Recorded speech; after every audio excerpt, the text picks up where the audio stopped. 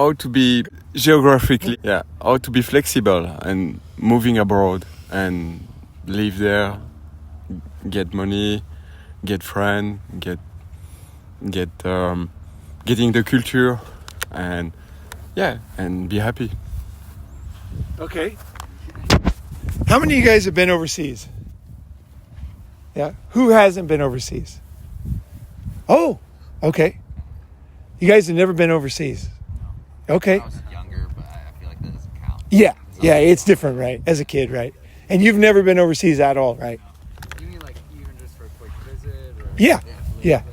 Yeah, overseas. You've been overseas. Okay. So only Caden hasn't been overseas, right? But do you mean Asia? Right? Is overseas Nope. Asia, Nope. Asia or Just out of the country? Central Further than America? Mexico. Further than Yeah, or Canada. Further than that. Why would we want to go overseas? To learn new things. Opportunities. Yeah. Get new. Yeah. Broaden the Yeah. perspectives. For me, like when I think moving wouldn't be included. Like if you move to New York, right? That's pretty similar. Like all new location, all new friends, right? Okay, so hit questions. Okay. Yeah? Okay, so Specific questions. what Let's would go. you recommend if you go overseas? Would you buy Anybody can answer this. would you buy something, rent, or do like Airbnb? And in what location would you be, in the city or near the coast or whatever? Oh, this is So- a fucking great good question. Because Alright. this works for anytime you're doing anything new, right? The number one thing is don't commit to anything. Don't commit to a car. Don't commit to a house. Don't commit to a country. Don't commit to a girl. And the reason why is because you don't know anything yet. It's like coming to Vegas from space and then just buying the house over there. Like, just because you're just like, yeah. Next to Karen. Yeah, I like this park, you know? Yeah. And there's this whole country here, right? You know, full of different locations and friends and people, right? So never, ever commit because you don't know yet.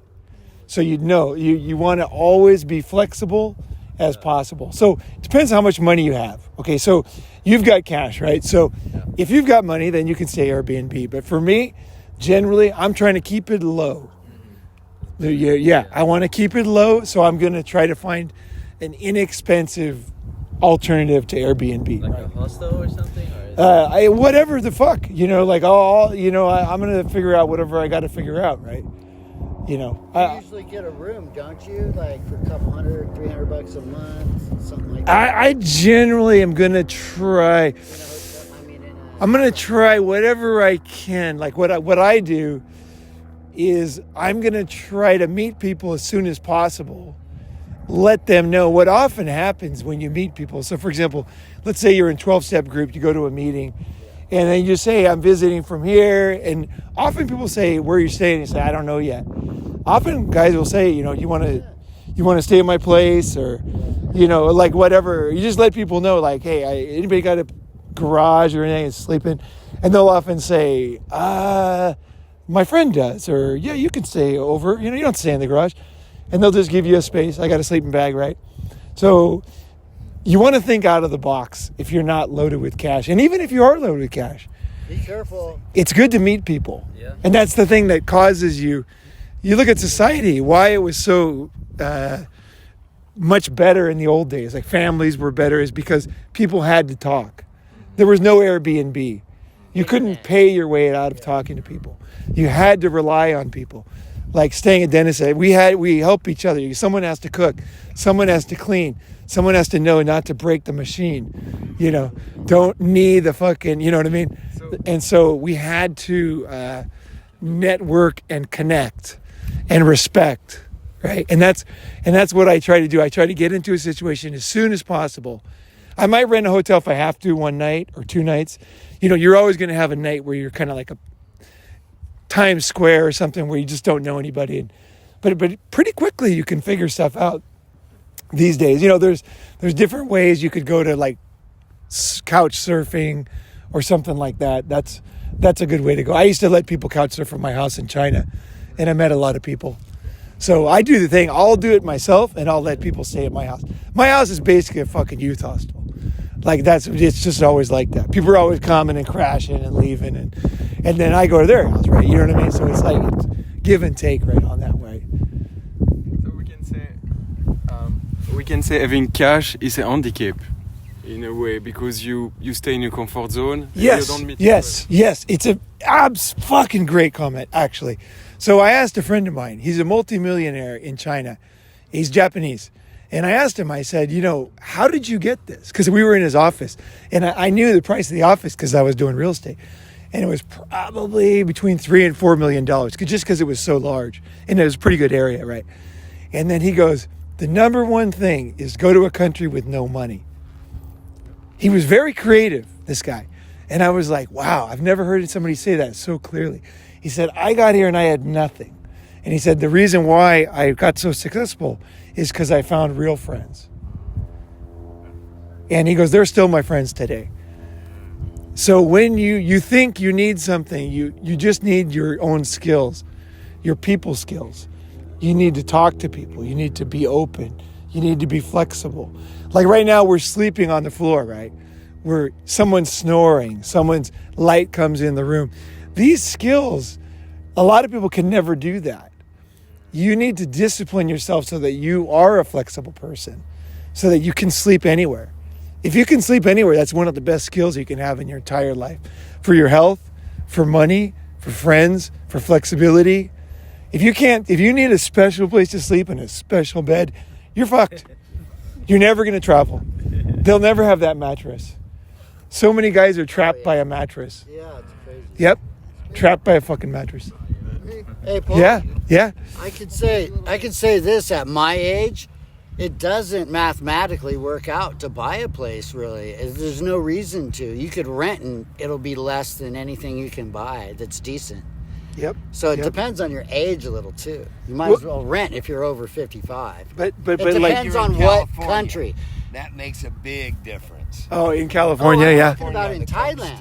Yeah. You don't Yeah. want to buy something that's 150 grand, but you don't need to.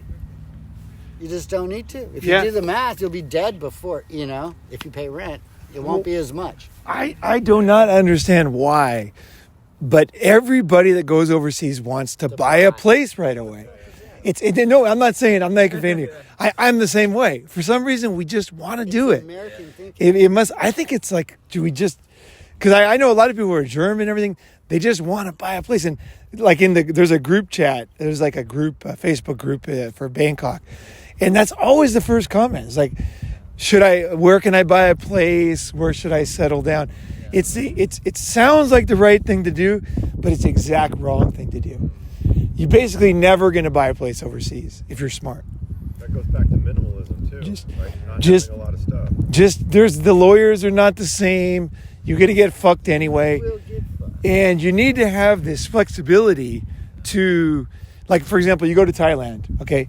Then they change the visa laws, right? They do it all the time, every fucking year. There's always a new guy.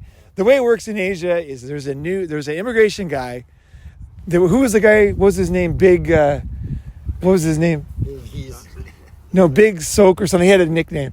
Anyway, there was a guy and then he just suddenly changed all the rules, and now he's arrested for corruption, I think. And there's a new guy, and then there's always like, he comes in with the new rules, like, no more, you do this. So you can buy a house, and you can't even stay in the country. So there's a million things you don't know about. see, it's Yeah. So do not buy.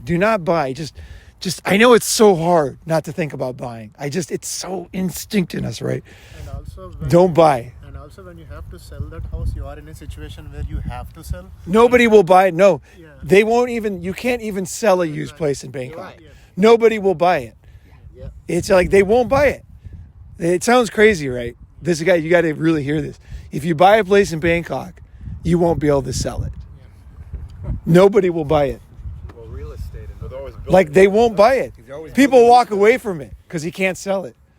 The Asians want a new place in a new part of town, Yeah. and foreigners are flaky as fuck. Yeah. Yeah, they'll all come look at it and they won't buy.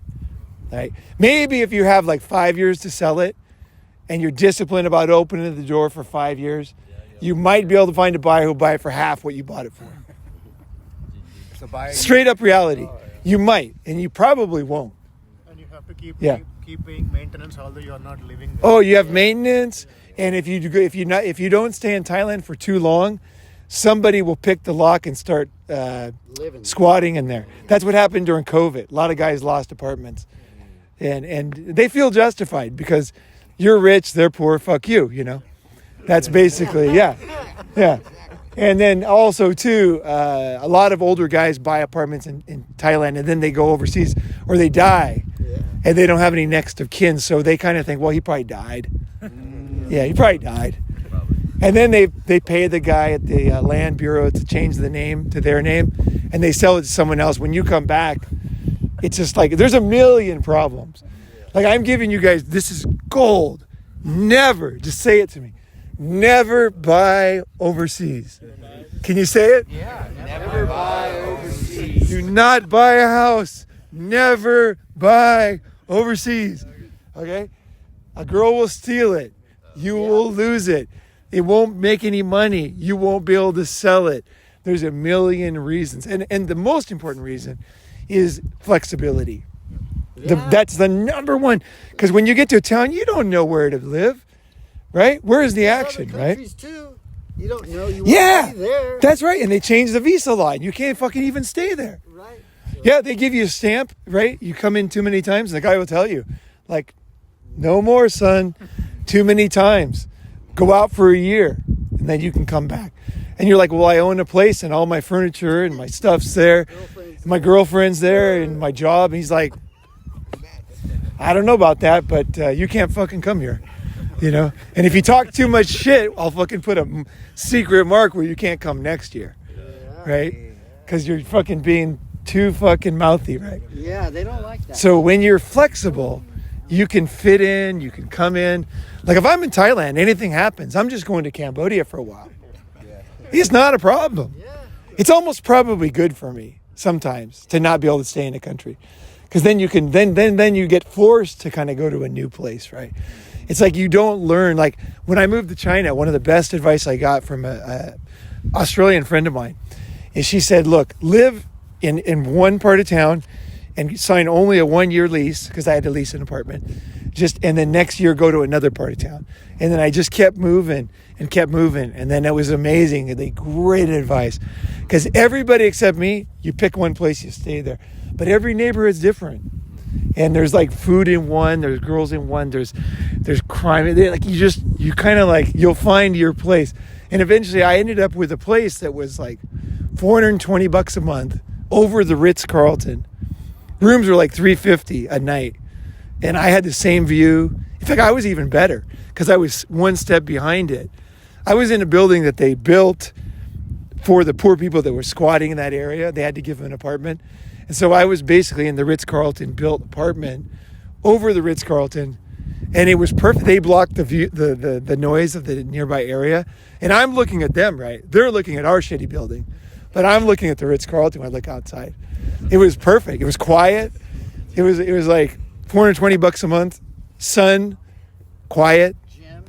Yeah, gym. Leave the window open. I can go shop, get a roasted chicken, a couple bucks at the Ritz-Carlton. They have a little shop, you know. And it was great living. I finally ended up there. I probably lived in like 8 places before that. And it was like, I was paying less than people in shitty areas, and it worked out great. But it was that flexibility. One day I was sitting in Starbucks. I saw the building. I'm like, fuck, I've never seen that building. My friend goes, why don't you get an apartment there? I was like, that's a fucking great idea. Went over there, made friends with the landlord. He tried to sell it to me. And then I was like, no, I just want to rent, you know. Don't buy overseas. Yeah, don't buy overseas. Don't buy overseas. And don't even bring money. Have your cards, right? Have very limited cash. Just enough to get by, you know. But when you keep Zip. What's it? when you keep moving from one country to another country, like how do you keep your money? Like where do you keep your money? Okay, you don't move for no reason. You're just kind of like figuring, like we're sitting here now, right? If someone sits too close to us, then we might move, right? You're not just moving. You're always kind of like figuring shit out, and it's like you're archery. You're missing the mark, and then you're just like a little closer to the perfect for you, right? So you're not just moving countries usually. There's a reason, right? You hear it's safer, you hear it's cheaper, you hear the food's better, and then you're tired of this place, or you didn't get a job or something. There's a reason usually for something. As far as money, it will all work out. Have a debit card, have a credit card. Has everybody got credit cards? Yeah. Can you get a credit card? If you can't get a credit card, sign up for Wise app and then order the card, and they'll send you the card. It takes 2 or 3 weeks. You have to get it sent to America. You can't get it overseas. So get that set up. Get your Wise card. Wise card is great, by the way. Yeah, Antoine knows. This is gold, this card. This one. Yeah, the Wise card. So it's a debit account. So he paid for the summit on this. Yeah. And so then I can use this, and it works anywhere in the world. And it's a MasterCard. And yeah, it's a MasterCard. It works anywhere in the world. And you can it's like an app. So you can, if you lose it, you freeze it. It's just so fast. There's no like exchange fees. It's the cheapest exchange fees of any card. You get the market rate. Yeah. So you just use it like normal and they just auto pull out whatever. Yeah, you can use it on Amazon. I can buy a fucking pair of shoes right now, or it worked like when I bought sandals in Thailand at the store. It works just like a MasterCard. And don't think that your bank's card from your personal bank is going to work in every country you go to, because they'll run you ragged sometimes getting authorization for this country. Then you got to get authorization for that country. That's right. This is actually a week before they get it to you. Yeah, this kind of card, like the Wise card, you have control, and there's no nanny state with this one. And if you want to, if you lose your wallet or you can't find your wallet, just go online on the app and freeze it. It takes 1 second. You freeze, and then you can unfreeze it. They don't say, "Oh, you unfreeze it 3 times. You're untrustworthy." It's like it's your own money. It's your card. These kind of tools are very valuable. Yeah. Like also with my bank, I have an app for my bank account, and whenever I go to another country, I could just on the app itself. So maybe check in your bank app if there's a way to notify it when you're gonna leave different places. Oh yeah, which bank? I have a credit union, so it's very. Oh yeah, Wells Fargo doesn't do that. No, not my. Yeah, so you always have to call them. Yeah, you don't want to call. Waiting in line.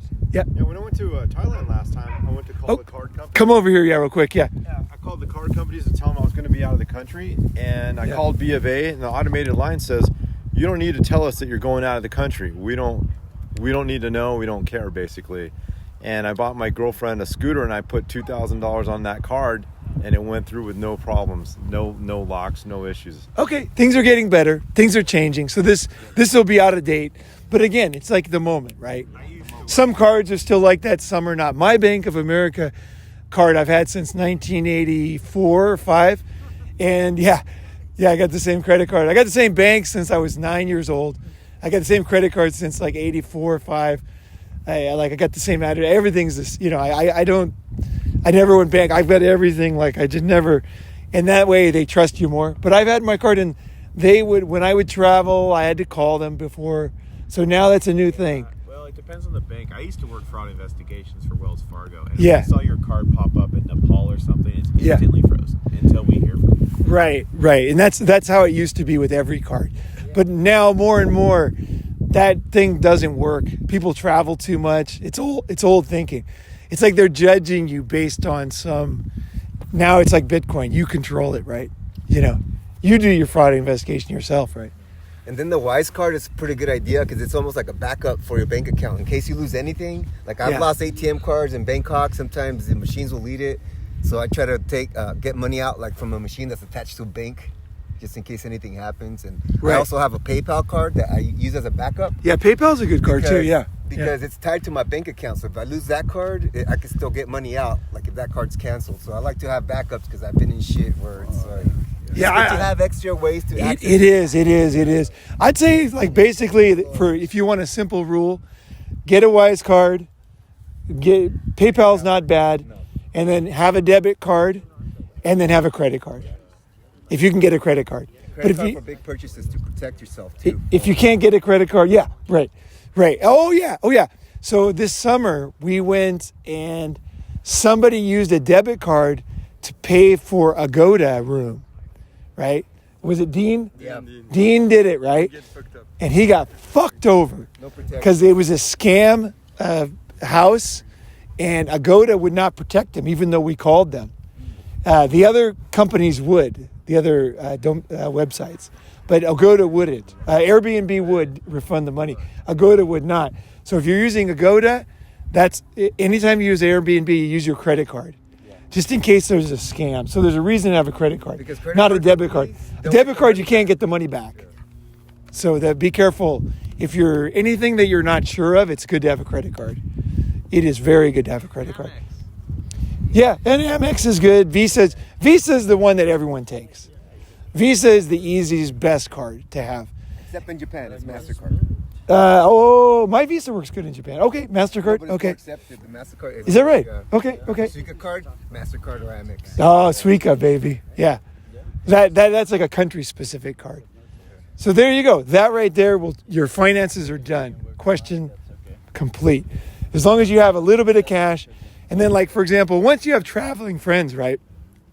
Let's say you get robbed and beaten and drugged and, some kind of futuristic thing where your brain doesn't remember anything. You just call one of your friends and say, look, can you put some money on my Wise?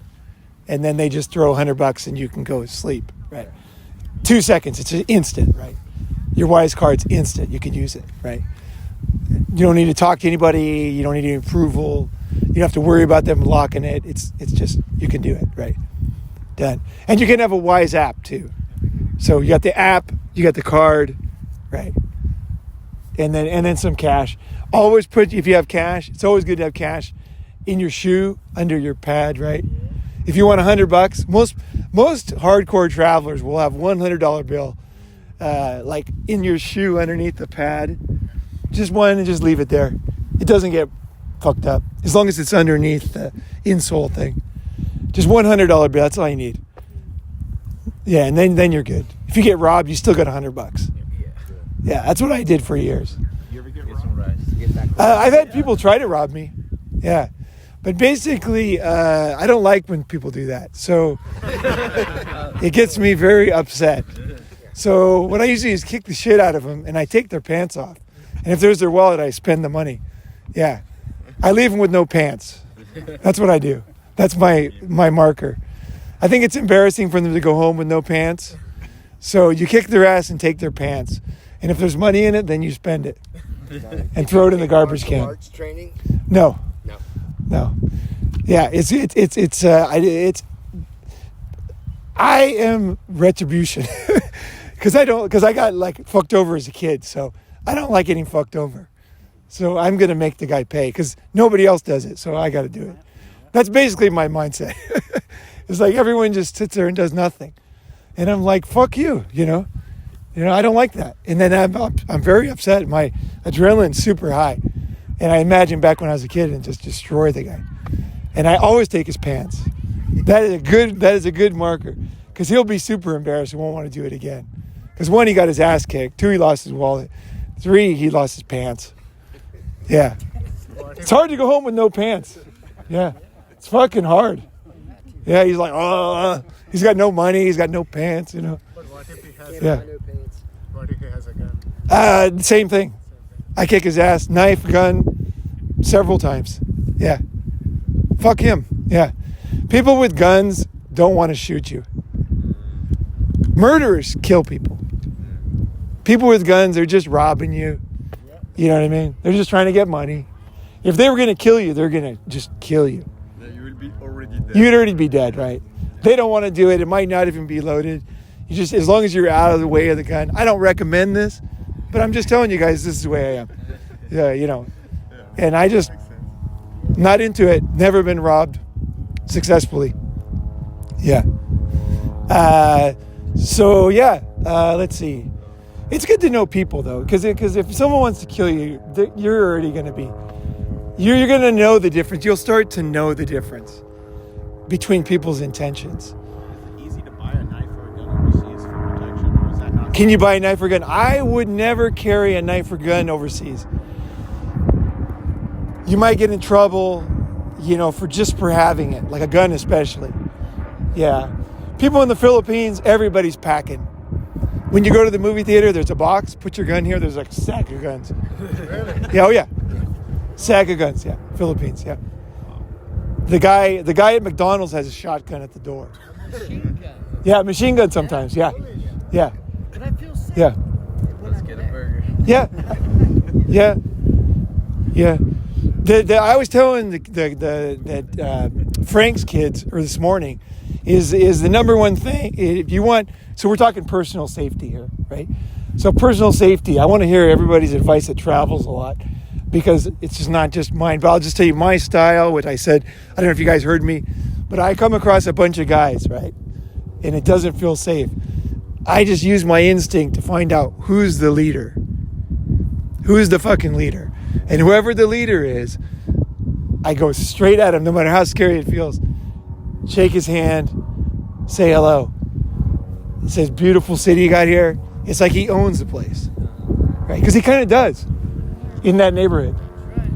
And then the guy kind of like, he's like, I'm the leader. yeah. He's kind of like, he understands what you're saying.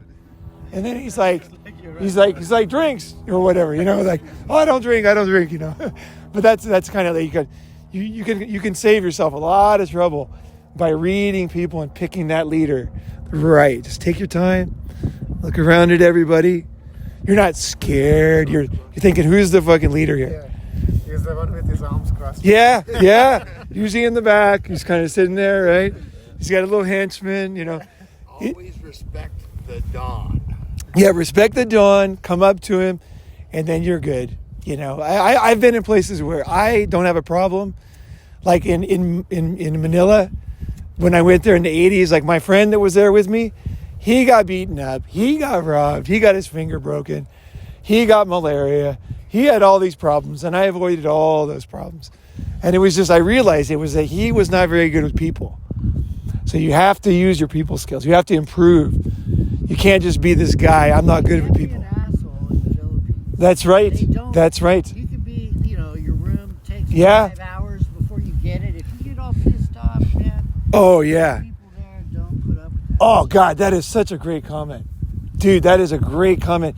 Is basically, you got to stop being an asshole.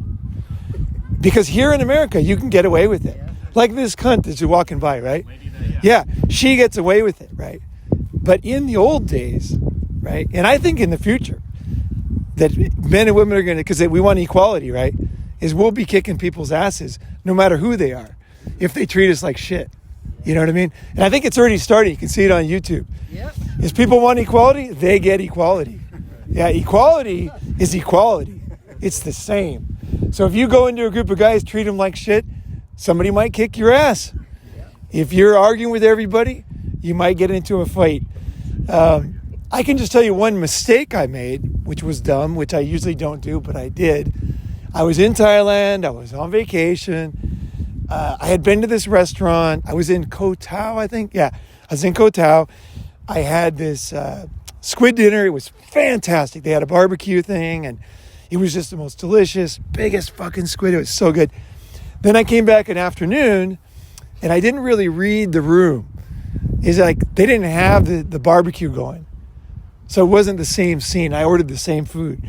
But instead, the girl just took like a squid or whatever, and she put it in the microwave. And it just became this small rubbery thing. And it wasn't even the same size. It was totally different. It wasn't crispy or tasty. It just tasted like shit. And it was like expensive, right? And I said to her, I'm not paying for this. This is fucking ridiculous. Because you do have to stand up for yourself. That's the balance. It's kind of a mix, right? But anyway, I said no. And then everybody stood up in the restaurant. And I'm like, I'll take all you fuckers on, right? So then I stood up, and then, because there was a bunch of taxi drivers came over to help. But I'll take a Groupon, by the way, right? And I've done it several times. So I'm like, fuck, I got to take a Groupon. So I'm looking behind me, right? And then I realized, fuck, I'm with my best friend. He's with his girlfriend, right? You know what I mean? It's like, it's not just me anymore. And I'm just like, and then the guys all surrounding, and then more guys came. And then the lady slapped me. Yeah. And I had to take it because I just that was it. She slapped me once, and I was like, all right, I paid for the dinner. So I did lose once, but generally I don't, I usually read the room better than that, but I should have just accepted that I made the mistake. See, it was like a luau feeling at night. Don't order, just think logically all the time. right? Just wait, this is different scene. There's no barbecue means probably no good squid anymore, right? So what else is here, right? So the other thing you can always do, here's another thing you can do in most countries, is that you go to, this is actually great advice. So you get there, right? They give you a menu. It's like 1,000 things on the menu. I just either go over to the kitchen and I look at what they're making and order that. Because generally, you get sick when you order things that are not common. So for example, they'll have chicken. It's great. Piles of chicken in the back, right? Then I order chicken, right? If there's like one piece of beef, right? You don't know how old it is. Yeah, you get sick. I've gotten so sick, right? Fuck, you're vomiting for like 2 weeks, man. That happened a couple times, right? So you can avoid that. People say, oh, I got sick overseas. It's because he's an idiot. You need to learn. Always be flexible. What do they eat here? What's available? You're not like America. You're like, I want the pumper with the vegan this. No, you need food or you're going to die, okay? You need water or you're going to die of thirst, right? It's like you throw all this shit out. Everybody eats meat when they need to, right? Yeah, you can eat gluten, trust me. Yeah, when you're hungry, you can eat fucking gluten. Everybody can eat gluten and you will survive. And thank God you did, you know. So you think that way, right? And then you'll get the best food too. Because the guy has a specialty, right? Yesterday there was another chef, right? So sometimes I'll go in and say, hey, you know, what do you like? And they'll say, oh, whatever you want. And then I'll say, well, like, I'll try to ask another way, like, what do most people order, you know? Or like, you know, what do you like make? What's your favorite thing? And he's like, I make this. I'm like, I'll have that. Yeah. Done deal. You can ask the waitress. You can walk in the kitchen. And then if that doesn't work, I will walk around the restaurant and look at what's on the tables. Yeah. Yeah, always look around. And then I'll say, can I have one of those? You know, 2 of those. That one there. Yeah. And then it's like, don't like American, like the menu is not where you order. It's people. You're looking at people. What's here? What do you got? You know, done. It actually, in America, it's not bad advice either. But overseas, it's really important. Because they will, if they have a steak that's expensive, even a 5-star hotel, that fucking thing could be 6 months old. Especially in China. They'll put it in chemicals to make it look good again. Oh yeah. Oh yeah. They'll spray paint in orange to make it orange again. They even have the Oh yeah, I'm not joking. I'm spray can. Yeah. Because it looks all like yellow now, right? It's like that kind of shit. They'll dip it in some bullshit. They order from Alibaba to fix things up. You want what is the fresh, what is good now? And I do the same here in a Mexican supermarket. The oranges were on sale, 3 pounds for $1. And I knew they were going to be good because there's stacks of them, right? Get the fresh, get the now, get what people are getting, right? And you'll get flexible with your diet, you know. You'll learn, you know, how to kind of eat, right? Yeah, that's fucking good. That's actually an important part of it, right? Yeah, that was a good comment. So finances, food, what else? Crime, yeah. What's a good plan? Like, for, you know, different guys here, they've done it. Like, what are some of the plans people have done? Oh, what's a good plan? Fuck, that's a great question. Is to live here for like 2 months and then leave for a month, or stay here for a month and leave for 2 months and try different countries. Try different places. Right. I think the best advice, and it goes to people again, is to have a network of friends that travel and tell them exactly what you're looking for. And like experienced people, like I have certain people, not many, but like 2 or 3 guys that I can just ask them. They know me. They know what I'm going to like, and every time they're right. So you can't just Google it. There's just too much information. So for example, I was in California.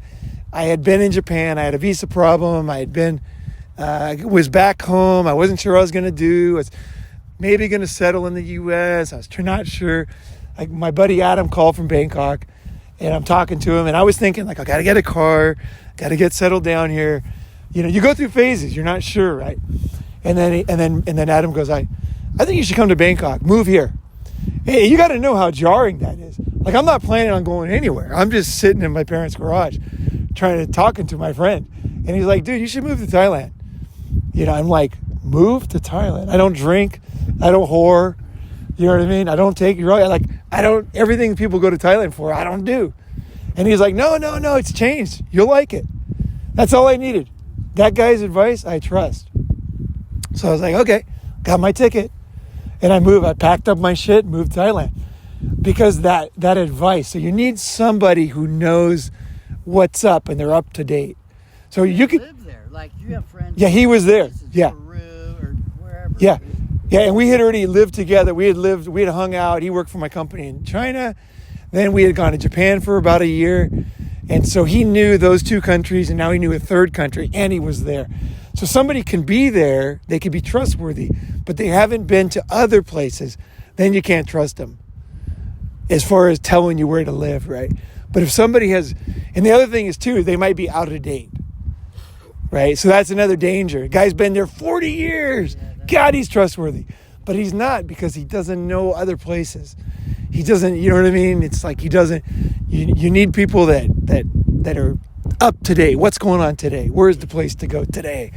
That's one of the reasons why I want to go back to India, because I want to figure it out. I want to always be that guy that knows what's up. Okay, this city, that place. So yeah, the most important thing is to build a network like we have here. Like we're building a network like this guy here. This guy is a great contact.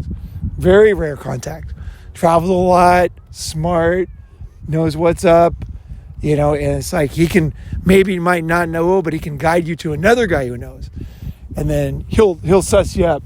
You know, what do you, okay, go to fucking, you know, and you're like, all right. Places you go Yeah. or live. Yeah. Japan. So I've been to Japan many times. Same thing. How Paul was talking about making friends. I was on Christmas Day. I met some guy at a bar. He was talking to a bunch of chicks, and it was like my first time in Japan by myself. And I'm like, well, fuck, let me go talk to him. Turns out he's a filmmaker, and you know, we had a lot of things in common. And then those girls didn't matter at that point. Then many years later, we've been working on, you know, on short films, documentaries, stuff like that in Japan. So it helps to be sociable, right? And to get yourself out there, and just to you have to put yourself out there, because when you go to big cities too, you're going there not just because there's things to do, but there's energy, there's exchange of ideas, there's people coming around from all over the world. And just like Paul, I also got invited to Bangkok. I knew nothing about Bangkok, but I had a friend that I had partied with for many years in Tokyo. And then when I quit my job, you know, we're still keeping in touch, and he told me, come to Thailand, come to Bangkok. I got an apartment here. He told me he just got a divorce, had an extra room, so everything just worked out. I went out there for 6 months, and you know, he's like a recruiter, so his job is to know places to impress people. So I'm like tagging along with him and just getting a fast track of Bangkok, cool restaurants, 5-star hotels, you know, and just getting a more embedded view, you know, of the city. But it really helps that for you to really make, just the way you make friends here in the States or wherever you're from, just go with that same attitude to another country. You know, and don't get caught up on like you don't know anything. Don't get caught up all that the food is strange. You know, just when you keep a positive attitude, you know, about things, and you want to make an effort to learn the country, that's going to set you apart from a lot of people there that are struggling, you know, to accept that things are different. So my advice, yeah, just keep an open mind when you go overseas, and be friendly, sociable, and you know.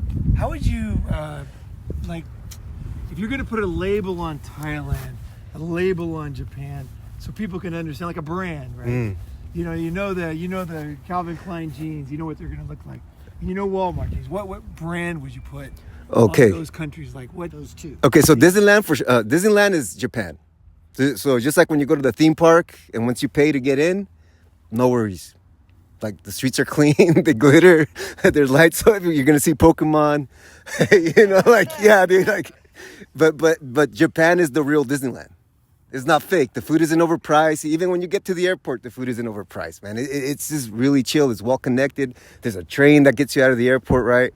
And Bangkok is a little bit more like the Wild West. Like there's just so much going on. It's the best of it's the best of the first and the worst of the third. So you're gonna get a mix of the first world and the third world, and you just kind of have to, you know, it's like Star Wars at some point. They just kind of make it work. You know, like there's some steampunk technology in there sometimes, but But that's the big difference. And then the Philippines, because I've also spent some time there, and that's just if you like beaches and stuff, it's all great. But like regular things like sidewalks, they're not fun. Walking around in the Philippines, I did not have fun at all. So that's my hot take on Mexico, because I'm living there now for the last 2 years, and the brand over there is you got the criminal activity, right? But it's not all over. Right, so with Mexico, it's about doing your research about which cities to save, which are most are relatively safe. But the thing about Mexico is that there's a lot of natural beauty. There's a lot of caves with water. There's a lot of crystal clear water in the country. In streams, a lot of hot springs, stuff like that. So if you like to explore and have a more rugged experience, I would recommend Mexico. Yeah. Guadalajara is where I'm at right now, and it's up and coming. There's a lot of IT companies moving, a lot of technology. Yeah, and so it's becoming very international. Yeah, and it's like a 5-hour drive from Puerto Vallarta, which is a beach town. There's Near Mexico, along the California border, Baja. Tijuana, Baja, Rosarito. Oh, so what part of Mexico? What cities? Anything close to America. Oh, cities closer to the American border. Yeah, Rosarito it's San Diego. You cross over, then it becomes Tijuana, and then a little down south it's Rosarito, which is a party beach. So a lot of spring breakers would go there, and Mexicali. I know. Yeah. Yeah, but I was there in like the 80s, 81.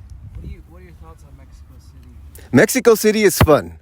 It's huge. It's safe. A lot of beautiful parks, museums, food, a lot of big modern malls.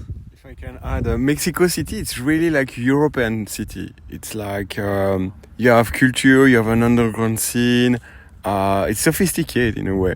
It used to have its golden age during the 60s, so you have really the building and the stuff when Mexico was an economical power. But now there is a revival. There is expat coming in Mexico City, and it's a good mix between something sophisticated and chill, I will say. That's my feeling when I went. Yeah. Price, repeat the question, yeah. The price wise, because I've been overseas, but now I want to go explore somewhere nearby. Okay, so price wise, Mexico is very affordable. Like right now, the dollar isn't as strong as it was, but it's still really strong. But so I always check the exchange rates, the currency rates, because sometimes it just goes, it just spikes up and down. So, but everything's pretty affordable. Like right now, I'm paying $450 a month for like a really nice part of town. It's not huge, but I'm in a nice posh part of town that includes utilities, internet.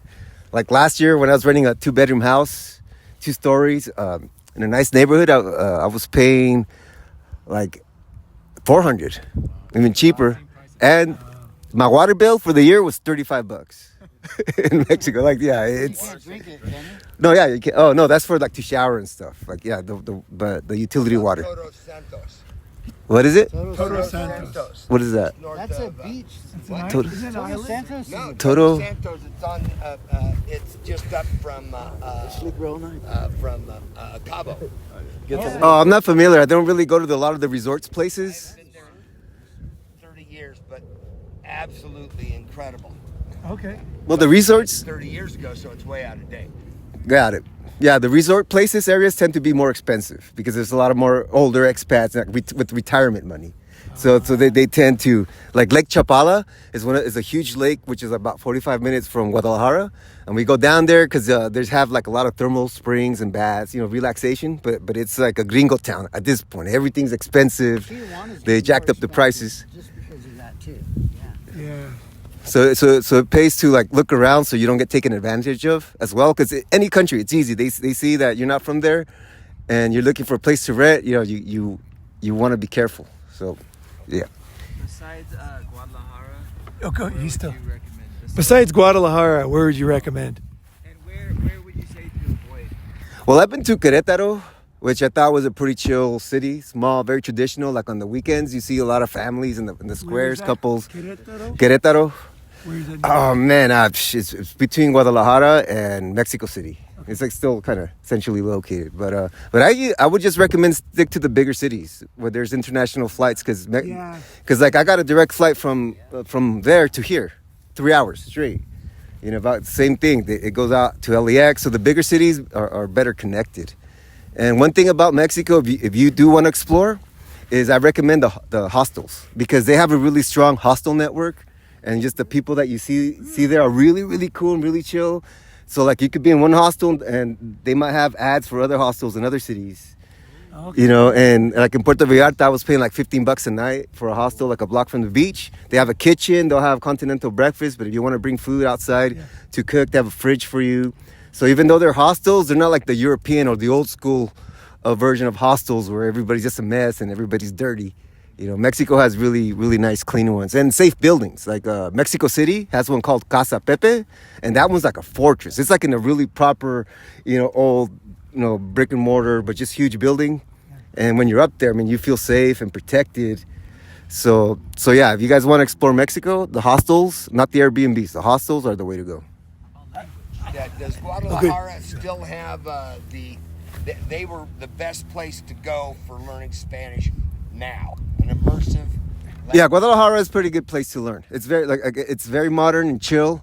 It's you have to go check it out for yourself because it may or may not be for everybody because every city talks to someone different, right? And I like the fact that I could ride my bike, I could go to the market. Talking about they had an actual program there at the colleges or something. Oh, I'm sure they have programs everywhere because I always see students.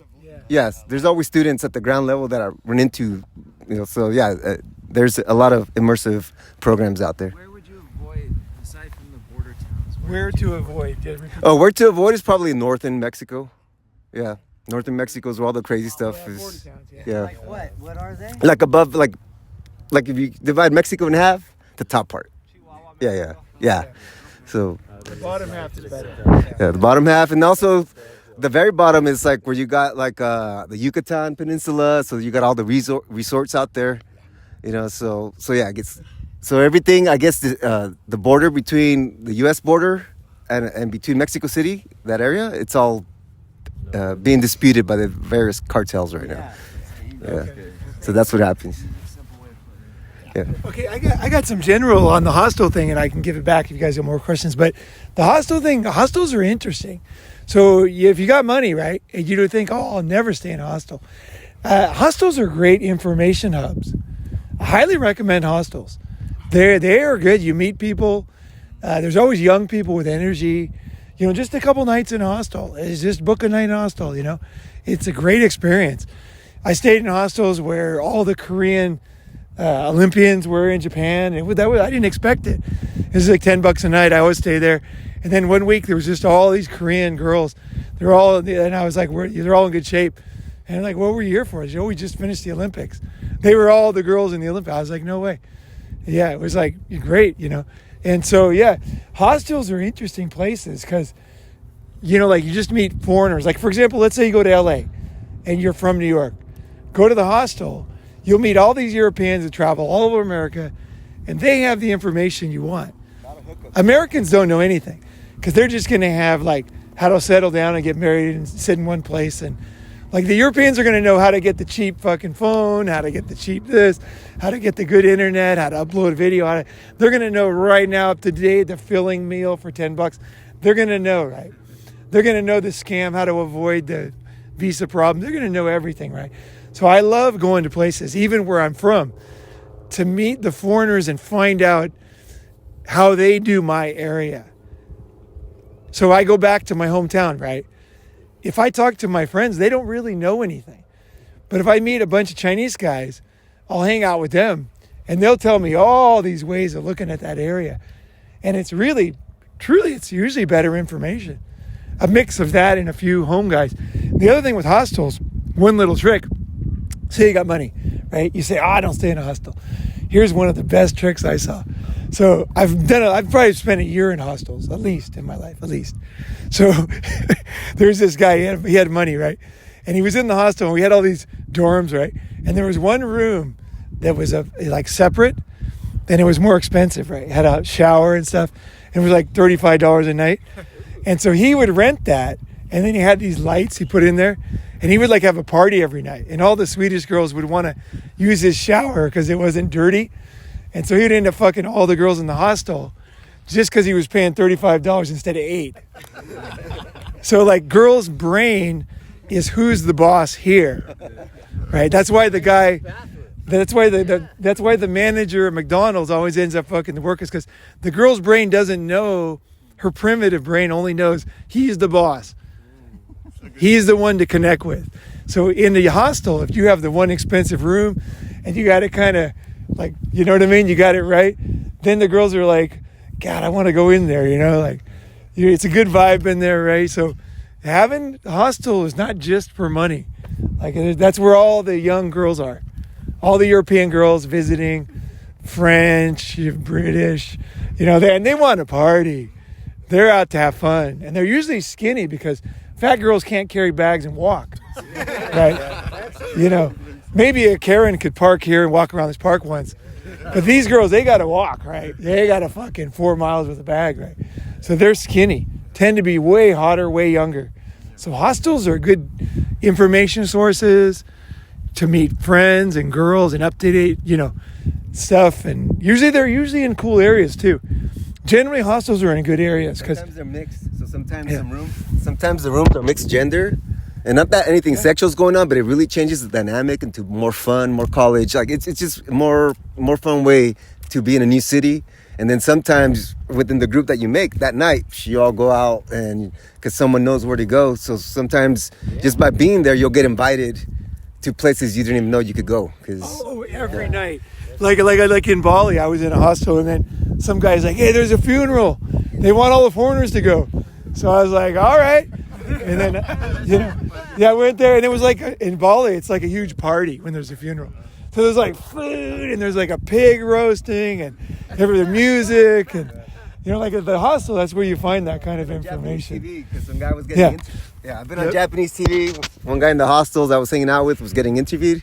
And he's like, hey, they need an extra guy. All right, I'll go. So that's right. So I got interviewed and I got a sneak peek and, just a different taste of Japan, the media side, things that I wouldn't be privy to. It was kind of fun to get a taste of it. Yeah, the smart promoters, they go to hostels and they'll put up a sign, foreign models needed. You're all foreign models, by the way. Okay? You know what I mean? You're fucking foreign models. Wherever you go to a new country, right? In Ukraine, Luke, you're a model. You go to Ukraine, they want you to drive a truck and for a truck commercial, right? They want you to fucking stand there eating some food somewhere. It's like it's always like that. So that's where it all starts, right? So staying with your friend is not such a great idea, is what I'm saying. You got a friend there, and you're like, oh, he's going to be with you. It's almost like he stops you from meeting people, right? So it's better to not need your friend. So I'll go in, I'll have a friend there, but I'll often go stay in the hostel, and then he'll come pick me up, and then I can compare. And I might end up staying at his house, but I don't need that, right? I'm not like a needy, you know what I mean? Like, oh, I got a place, one more night, what am I going to do? The hostel allows you to... So if his wife is a bitch or whatever, I want to add one thing in that's really important is for sleeping, is that you might not sleep when you're like in a big room with a lot of noise, but the thing is your brain will adjust. You'll get so tired that you will sleep. Okay, so allow yourself to be trained to be able to sleep anywhere. If you have brothers and sisters, you probably already know this. But single kids, you're not used to noise or weird things happening or light or whatever. But the ultimate is that you can just sleep on a bus bouncing in the fucking desert. Or like I could sleep, like I literally slept in a bus. There's like a hole in the ground in the bus, and the axle's turning there, and I'm like sleeping, trying not to fall in the hole. And there's a guy trying to steal my wallet on it, so I'm sleeping like this with my hand over my wallet, and I'm like balancing over the axle, and I just slept, and he couldn't get the wallet right, because I had to sleep and I had to stop him from stealing my wallet. So I found a position, And it was actually relatively easily, to do that in the end, right? The other thing too is earplugs and eye masks. CVS has an eye mask. It's like under $20. It's like padded. And I was like basically a roadie for somebody's tour. And he said, buy the eye mask before I went, right? And I didn't, because I traveled a lot. So I thought, I don't need an eye mask. And then I got there and he was like, we ended up being friends, but in the beginning he treated me like a roadie. He's like, where's your fucking eye mask? I told you to buy an eye mask. And I'm like, he was young, he's in his 20s. I'm like, I've already traveled. He's like, get a fucking eye mask or I'm kicking you off the road. Okay. So I got an eye mask and some things, and it was amazing. He was totally right. Every rock band, you have groupies, right? Not groupies, you have roadies, and they got to sleep in one room. If you have an eye mask and earplugs, it is amazing. You'll still hear noise, right? But like two guys can be smoking crack, fucking whores, playing music, and you got those things on, you got this, and you get yourself in a corner and get down on the ground, and you got your sleeping bag, you got your yoga mat, you will sleep. And you'll sleep, and you'll be like, I can't believe it. Those guys were awake all night. You wake up, there's beer everywhere and everything, and you had a great sleep. It's amazing. Yeah, I did. I'm telling you, it can save your health and thousands of dollars being able to sleep somewhere. Yeah, Burning Man. Oh, God, 10,000 amp systems just, Yeah, lights. 10,000 amp systems gone. Right. Yeah. And then if you're sleep. that's right. If you're the guy who can sleep, one is training yourself and the other one is having the tools. So a nice eye mask that's got kind of a gel in it. It's comfortable. It's not like a weird wool one where it feels weird. You find a comfortable one and some earplugs. Get a bunch, right? Have a lot. Have extra ones. I like to use the ones with headphones so I can listen to an audiobook, because that helps me. I just use one. So I'll have one here, I'll have the other ear down on the ground, and then I'll kind of sleep sideways like that on the side. And then I can kind of listen to it, and then I fall asleep. So that works really good for me. But that right there can totally change your life, because guys that can't sleep, man, they're totally fucked. So if that's you, just learn that it's not forever. You can do it. You can learn to sleep. You can learn to sleep. It's important for your health, for traveling, for like money, for flexibility, because I can sleep anywhere. So that just takes stress away, because those, you're kind of learning at the summits too. And so it's good training. Yeah. Yeah. So when you're going into a country, let's say you don't have any So when you're going into a country and say you don't have any connections with anybody, is the hostel route the route you take for exploring the country, or how do you kind of unfold going through the country, getting to know people and making connections and whatnot? Okay, it's so what do you do? So some countries don't have hostels. They don't, like some countries they just don't. Like Japanese hostels suck. Yeah, so certain countries they just don't really have a hostel network. I mean, they do technically, but it sucks. It's like the military. They wake you up at 6 a.m. and it's regimented. It's like you're in the Boy Scouts or something, right? So hostels might not work, right? So what I do is I do the Chinese thing of, crossing the river, feeling the stones, right? So you guys know that saying? So there's a river and it looks impossible to cross, but you just feel down for that first step. Then you get your foot on the first step, then you go there, and then you feel for the next stone, right? And that's how you cross the rivers, one step at a time.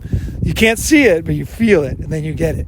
So what I'll do is I'll get one place to stay, right? I'll find one place, and then that's it. So I'll be there, and then I'll walk around a lot every day. I'll walk around, look around, ask around, just talk to people. And then sometimes that first place is the best. Sometimes I'll stay there the whole time, 2 weeks or whatever, in that town, right? So it's a matter of just finding one place. But of course you would. You're not moving there. One of these guys, right? Like. Yeah, you can ask. To this group. Sure. This group is invaluable, and this group chat will always be up. So when you come to a summit, you'll always have that group chat. The more summits you come to, you'll have like 100 people you can ask, right? And that is fucking valuable, because somebody knows, right? Like, that's dangerous. Don't do that. That's changed. Be careful now. You know what I mean? But it's just that first place. And that's how you move somewhere too. It's like you're not looking to buy, you're just feeling that stone. You get that first place, $10 a night, good sleep, good part of town, food around there, done. Okay, now I work on the next thing, right? What else do I need, right? Got to make some money, whatever, you know. One thing I did when I got back a couple months ago to Mexico is I went on Meetup and I found the language exchange. And this particular one has like a table, like they'll get together on different days of the week. I go on Friday and they'll have a table for people that want to speak Spanish, a table for people German, English, French, Japanese. And sometimes that's a good way because then you'll meet local people too that kind of want to like practice the language with you. But also now you're with other people that are there too, from other countries that have probably been there for a while. And now they could tell you, what they've been up to, where to go. So it's so the language exchange for me has been kind of a cheat code to kind of get embedded in a pretty good way. Cool. Meetup. Yeah, I knew Spanish before, but it was kind of like not so good. So I decided that it was a good way for me to practice it and be with native speakers, So, but yeah, I knew enough that I was able to just slip in pretty good. Yeah, Meetup is good. When I got to Shanghai, that's what I did. I did two things. I made my own meetups. So I put 3. Yeah, I just said whatever it was. I can't remember what it was, but I just 3 things I'm into. I said Meetup, Tuesday night, Starbucks, this hotel, and then it was a good try. One gig I came to all of them. Because he saw me my profile picture. So, I thought he was into whatever it was. And then he comes to the next one. I was like, okay. But there was other guys came too. So, try different things. If you're in a 12-step group, that's a good one. The 12-step groups are great for meeting people, right? So, any kind of group that you do, that you want to make sure, hey, I haven't done this in years. I'm going to go, right? Maybe you used to go to 12-step groups and now you're fine, so you don't go. Go again. Right, look them up. What? Oh, it's just like AA or yeah. So, but whatever group it does, it's like a social group with a lot of people. So if you're in church, if you're a religion, then you go to church side. You go to Sex Addicts. Yeah, Sex Addicts Anonymous is good. Look for the girls that are slipping. Yeah. So any kind of group. So if you used to go to Catholic church, go to Catholic church. Go to the Sunday thing. Yeah, definitely go to the Christmas service. They'll have it all fancied out and stuff. Yeah. What's that? I said Scientology. No. Scientology. The Moonies, if yeah. Well, the Moonies actually have a good dinner usually. On Wednesday, usually. Free, all you can eat. It's like a timeshare. They try to talk you into joining, but you get free food. Another great tip. Oh, this is a great tip. Okay, Ramadan. What month is that? April, March. Okay, so find out when Ramadan is. Okay, go to a restaurant, a Muslim restaurant. Go after the sun sets, when they can eat. Right? They can't eat in the day. Right? They can eat at night. After the sun sets, everybody can eat. Show up, ask a couple questions. Say, what is this? And then they'll give you free food. Oh yeah, because that's part of the religion is during Ramadan, new believers, new people. Just ask a question. Yeah, just go to a restaurant and then just be friendly. Just be cool. They're not really pitching you. It's just part of their thing. They'll be like, oh, have some lamb, have some this, have some that. All over the world. Ramadan is a great time to go to a Muslim restaurant. After sunset. What's a good way to... It's no respect before, because then you're kind of forcing them to work with meat in the day. So don't go in there before the sun sets and be drinking water. You're not supposed to do anything in the day. Only after the sun goes down. So come just as the sun's kind of going down. And they wait, and then they'll be like, wow, this guy, respectful, Yeah, because I made the mistake of drinking water before. I didn't realize water, it's water too. Right. And if you don't mind vegetarian food, every big city has ISKCON temples. They give free food. What kind of temples? ISKCON, ISCKON. It's a Hindu god, and they give free food for us. They like foreigners for whatever reason. They like white people so much. And ISKCON. ISKCON. Wow. ISCKON. ISKCON. People are always, the thing is everybody, we all reach out to different people. It's not that they like white people, it's that we like them. Like, we like different people. You learn from them, right? If you're always with people that are the same, your kids are going to have birth defects, right? That's why girls like foreigners. It's because their evolutionary brain is like highest chance of healthy kids. So they want that mix, right? In Thailand, walking towards these girls, and this girl sees me and goes, "So white. I want to be white." Well, and I go, now you don't want to be white like me because you turn red. She's like, "Oh, beautiful." People will say all kinds of things. That's another thing. Like, people will say all kinds of things. So you got to get kind of good at just don't lecture them. Kind of anti-white sentiment here. Imagine someone here going, "I want to be white." Like, no one says. Okay, you guys are gonna get my white theory here. All right, I've never said it. Okay, so I think this whole thing is not about. Everybody talks about like that topic. Why do Asian girls use whitener, this and that? Okay, I personally think, and I've done a lot of study of evolutionary biology and everything, it's nothing about racism. Before medicine, men, what do women do for men? Support.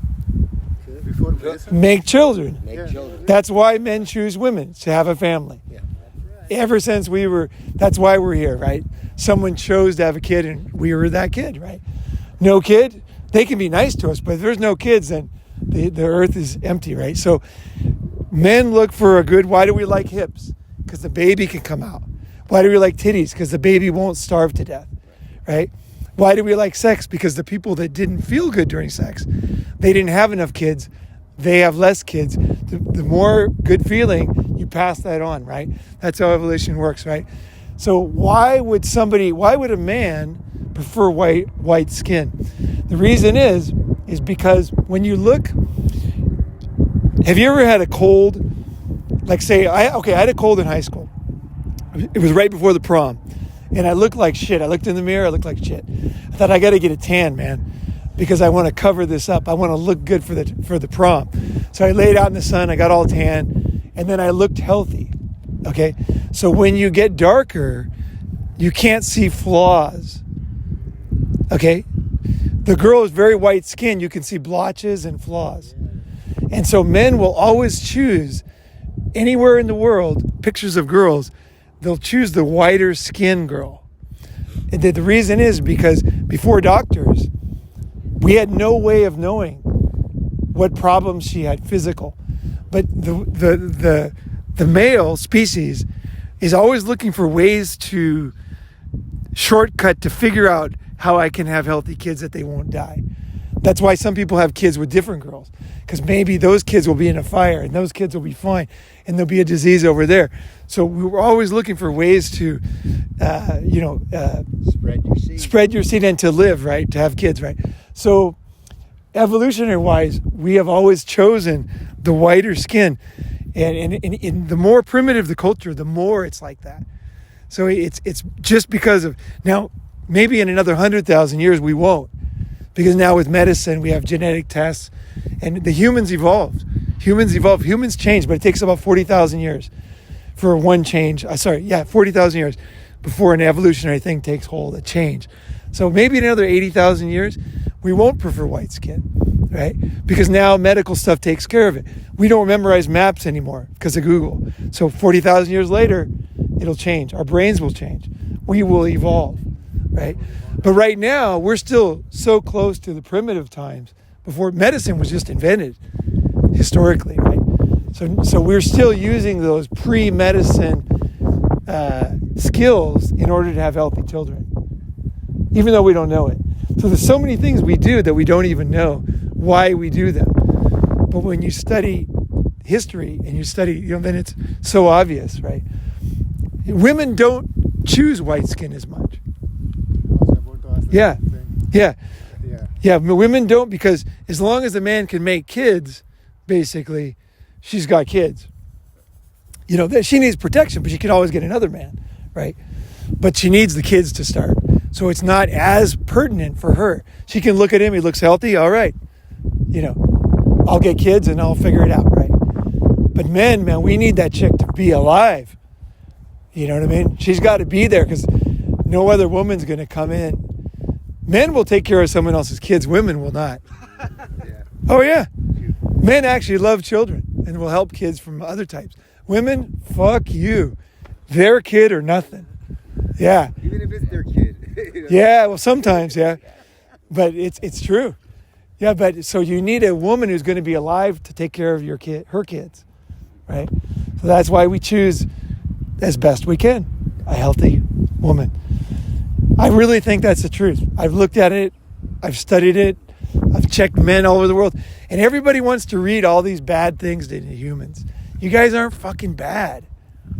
You know, you're not just like someone puts a label on you. You're bad. Don't believe it. Just like, wait, who is it? Why? You know what? And then I'm good? Like, now I'm bad. Like, I'm good? Like, no, man, you're good. You guys are fucking good. You know what I mean? You're good people trying your best. You know what I mean? That's the baseline, man. You can do bad things. You know what I mean? You got to discipline yourself, right? Men can be very lazy. You know, you can steal and get on the back track, right? But you have it in you. You know what I mean? Yeah. All right. Lazy bears. Random question. How do you not pay as much tax on your money? Okay. Tax on your money. So there's such a large variety of, people here with different amounts of money. I would say there's so many ways, right? Like obviously you can have a company that you can write your taxes off like you do. You know, you can do that, right? You can have. Is there other countries? Oh, other countries. I would not think of another country as a tax thing. It's a good question because a lot of people, they think this is the most important thing and they follow people on the internet who are going to tell you to get another passport and going to tell you all this bullshit. I totally disagree with that. Do what just cross the river feeling the stones. It's not to save money. You're going to figure that out as you get there. You're going to find the best way to take care of it. You're an intelligent guy, your network, you're going to find ways that you can take care of things. The foreign country is to live. You know what I mean? It's to live. If you can get another passport because your parents, then okay, get a second passport. Maybe set up a company. But for some reason, same as buying a house, everybody wants to fucking, they want to pay money to somebody to give them tax advice or something. Like, just go slow. Go slow. Because there's scammers waiting to scam you everywhere you go. I'm just looking for it in this group. Oh, okay. You guys have done it, I know. No, but what I'm saying is that's a common question when guys overseas. And immediately they start paying somebody to help them to get a second nationality, to avoid taxes, to this and that. And basically you're just giving money away. Like, I can't tell you how many scammers are in this industry of tax guys. It's just so common that they're just there to rip you off. Guys like Dennis, with money, you fucking go over there, it's just everybody's waiting in line to scam you. So you need to protect yourself. You need to don't tell people you have money, be quiet, keep it low down and figure it out for yourself because it depends on how much money you have, right? I could say a bunch of things, but it depends on how much money it is, right? How much money per year? How much money total? Like, if you guys want to save money overseas, it's more about your day-to-day. He's saying protecting income. Well, that's what I mean. And I feel like protecting your income is also part of, like, how much you're spending. Like, you have to know how much is coming in and coming out. Like, I put myself on a budget, even though I have the money. Like, I live off of $15 a day. And that gives me, I get 3 square meals. I get all the protein, veggies I need. I cook at home. But that keeps me, like, it gives me a mission, right, to keep me sane. Because, dude, when you're in another country, it's easy to go out and be spending $40-50 a day. Yeah. And then after a month of that, dude, you're going to be that guy that's always broke at the end of the month. And I've seen it for myself. You've been in Japan. You've probably met a lot of English teachers that at the the end of the month, they got nothing, right? And they're living there. So, yes, you could save money with taxes and all that stuff, but I think the real way, especially when you're starting out, to really save your money is just to, before you even go live in another country, hopefully you already have a routine of what what nutrients you have to get it into your body, into your system. So when you go somewhere else, you know what to look for. But that does not mean that, I don't go out and eat and have a good time. It's just that 80% of the time, that's what I'm doing. Yeah. And then the other 20%, yeah, I'll go out, take my cousins out to eat, treat the family. But if you keep your day-to-day costs as low as possible, that's the real secret. Yeah, that's so true, man. Because we're talking about money, right? So money is the less money you spend, even if you pay more taxes, you're going to have more money. It's the number one key discipline is to keep your expenses low. And even if you're wealthy, I got a friend. He's worked at UBS, and I don't know how much he has, but I know he has for sure 37 million. Okay, minimum. Probably has more. So he met me many years ago. I helped him get laid first time in Asia, and we're friends ever since, right? And yeah, and he didn't know how to do it, and I helped him. And so anyway, he realized, because he's smart, right? He's a smart guy. He realized that living like me, even though he's got money like that, is better. Because like the youth hostels, you keep the information going, so he keeps young, even though he's getting older now, He keeps young because he's always in the flow of information. He could easily be sitting at the Ritz-Carlton every night, but he lives like me. And then he does whatever he wants, right? So because he'll just do something that I could not do, right? He'll decide that he really wants to go to some special hotel that's up on a mountain or something, and he'll just go there, like a youth hostel, pay his $1,500 a night, and then he'll have his nice bath, and then he'll come down, he'll invite me over there, hang out, but it's not like you're thinking, oh, I don't want to live poor because I'm not poor. It's like, no, this is the way to live. This is the better way. You stay young, information flows, and then you do your big stuff. Yeah, you have money for dumb. Yeah. You have fucking money afterwards. Like this summer, this Christmas break, I went to Mexico City for vacation, with my buddy, but all year just been pinching my, pennies or whatever, and then and next thing you know, I'm in these amazing caves. I'm in this amazing, I'm just seeing all these amazing sites that cost, a couple $100 per day per excursion, right? And then I just go back to, to Guadalajara and just back to my daily routine. So it's a good way to keep you honest, keep you disciplined with your money, because it's easy to go crazy. It's easy to go buy a girl every night. It's easy to go buy junk food, but then it hurts you, it hurts your wallet, it hurts your heart, your soul.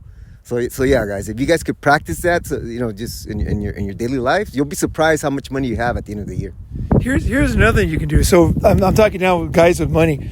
So when I went to India, I was balling with cash, right? So I got there, and I just ended up in like a hostel, and it was the best place. It was great. I was in Chennai, and I made a lot of friends, and I'm sitting there and I'm thinking, this is crazy. I got fucking money. I'm like, what am I doing here? And I was like, but I'm happy. And then I thought, okay, what do I want to do that I couldn't do if I didn't have money? And I wanted to buy a motorcycle and drive around India, because most people take buses, because it's like 25 cents or 50 cents back then for a bus ride.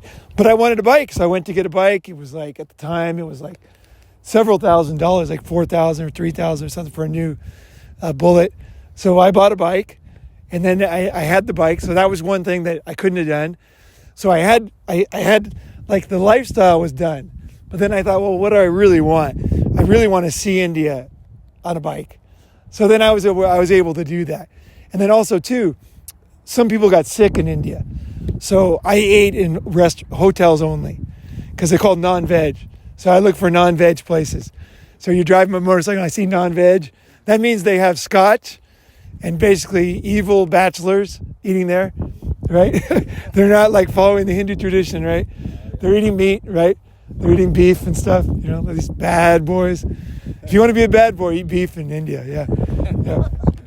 So you're a badass, yeah. So anyway, so I would go to the non-veg restaurant, and it was great because I stayed in cheap places, but I had the motorcycle, and then I ate non-veg restaurants, and it was great. That combination of like doing things that are really like luxury and then cheap, that combination was great. And I could control it, because sometimes I would eat in cheap places too, right? If there was no meat, like yogurt, and you don't get sick from those. But eating in those small places, guys, is the luxury. The reason these restaurants out here cost expensive is because you're not going out there, So it's that's the trade-off. Well, but the thing is, in India, if you didn't eat meat, you'd be hungry all the time, because it was super. Like everybody was super thin, like 27-inch waist, and I lift weights and stuff. I got to eat, so I was never full. So yeah, it's a good question. But in India, it was in the 90s. It wasn't like that. If you didn't eat meat, you're gonna because like sometimes the restaurants wouldn't be open for the whole day. Like you couldn't have dinner until like 8 o'clock at night, 9 o'clock at night. That's one difference for me. In the old French colony cities. When I got here, so here everyone have the dinner at like 6:37. Yeah. I am used to eating at 9:30, 10. Yeah. So I was like, what do you guys do at 6? Because my snack time was like 5, and I'm not hungry at 6:30 to eat anything. Yeah. But when I was going at 9:30, most of the stuff was already closed, and I was hungry. Yeah. And that I have to adapt here as well. So every country has their own timings, and I think most of Mexico also is kind of like India. They're open late. Yeah, right. Yeah, but that is another thing we need to watch out for. Yeah, for sure. Let's hit that mountain. Are we done? No? Okay. Have you noticed being treated differently if you say you're a tourist versus somebody who is going to stay a long time, whether by implication or, say it outright? I could. Well, I'm just curious if you get friends, or you try not to get ripped off, Or you save money. just everything. Like, do you feel like you get a significantly different experience based on like how people perceive you as a tourist, or like somebody coming to live somewhere for a long time? Because I mean, on the one hand, as a traveler, you're more exciting. You could get invited to more places. On the other hand, if they perceive you as somebody who's going to stay there for a long time, relationships can take on more stability. Yeah. Right? Okay, so What do you think about that? the basic thing is don't lie. So you are what you are. So if I'm visiting, I'm a tourist.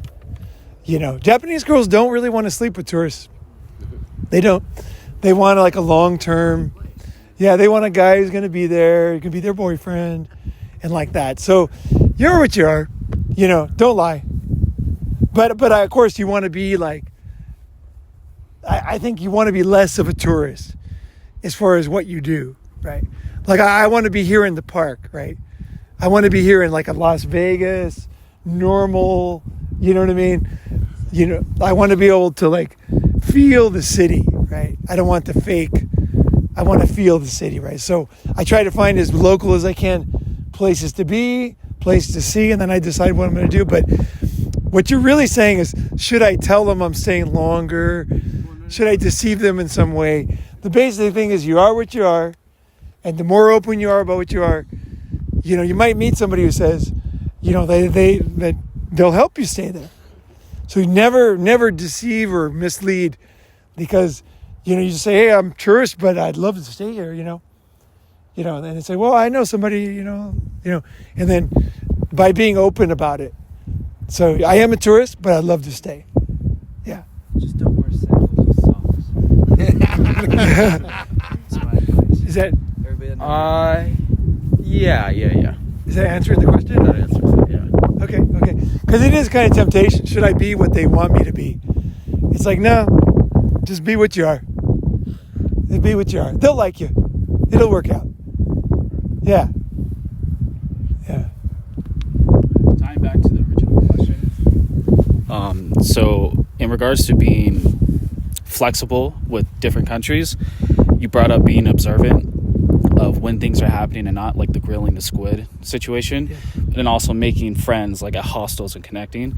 Outside of those two kind of like, let's call them rules, what else would be super valuable to somebody who's new to a country and wants to learn, what should I do, what should I not do? Okay. I guess I guess the thing is kind of the way I pick summit locations is the way you should pick your place to live. Like there's a lot of homemade food right around you, right? There's a hospital just down the road. There's like, we found this campsite in Arkansas that was great. In the daytime, it was like, there was like a DJ would float down the river and like 150 people blasting music, the girls flashing their titties, college girls. And so we had that in the day, and then at night it was just stars, right? It was just stars.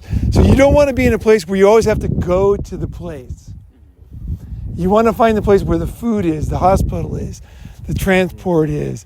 Maybe it's a little noisy, but you learn how to find a way to kind of, it's the most important is to be in that location, because you think that you're going to go to that place every day, but you won't. You know what I mean? You just, like, we will never come back to this park again in our entire lives, It's like we came here once. It's like we'll be down at the Strip, right? Yeah. We think, we'll definitely want to come back. We never do.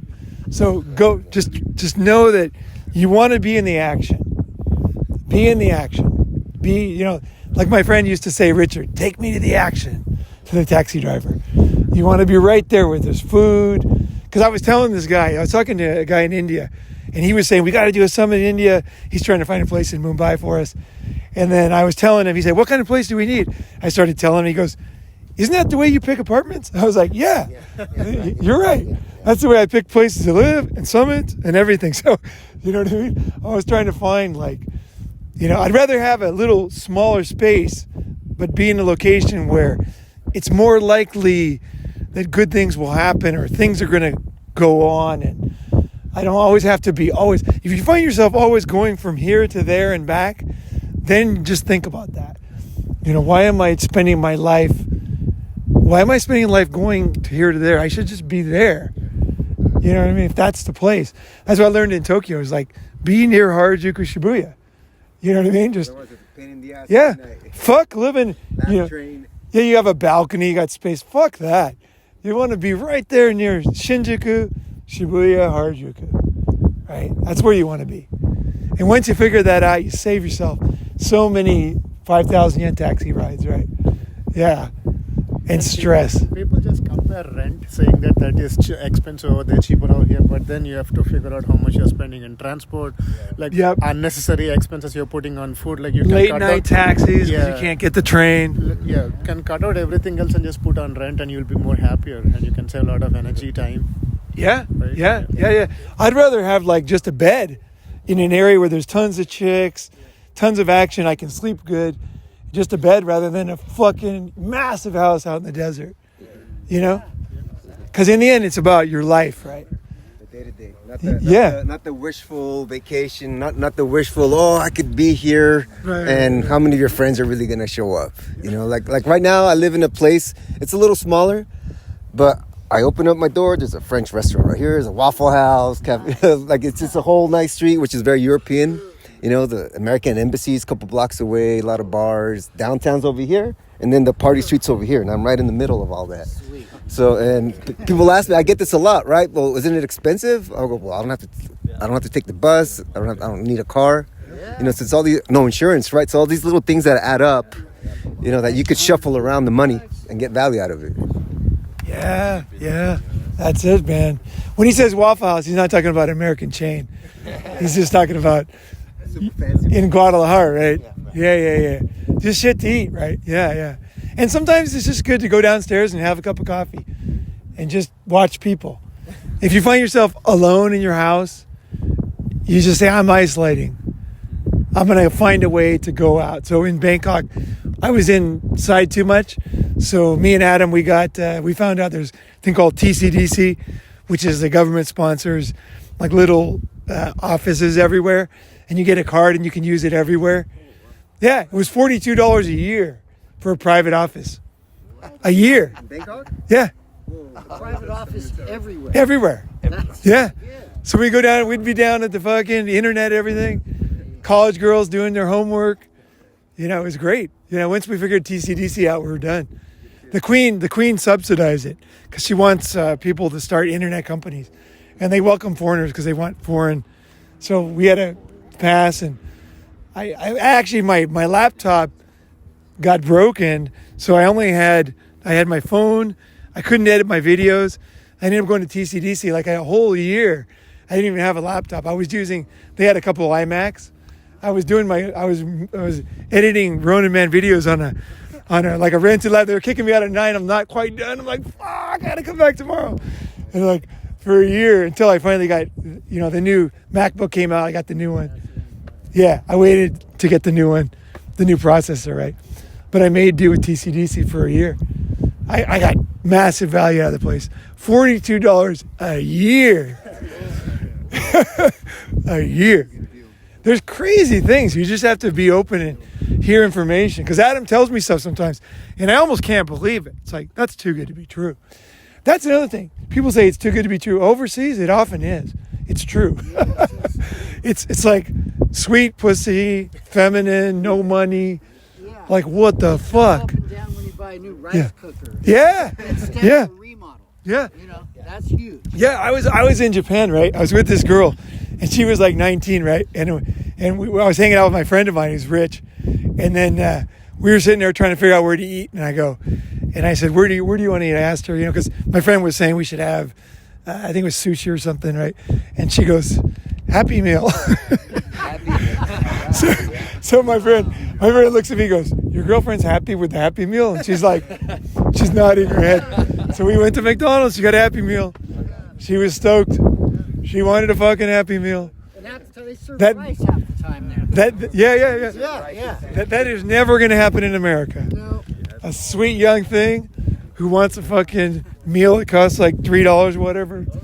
Like, no fucking way, right? I don't know. I once had some Japanese girls visit me. They stayed with me. I met some girls, and when they came visited me to Ventura, I brought them over to Ventura and Cali, and they had the best time at the 99-cent store. Yeah. At the 99 cents only store. I love the thrift store and the 99-cent store. Yeah. Yeah, they love it. Right. They love it. All right. Anything else? No? All right. Awesome. Thank you.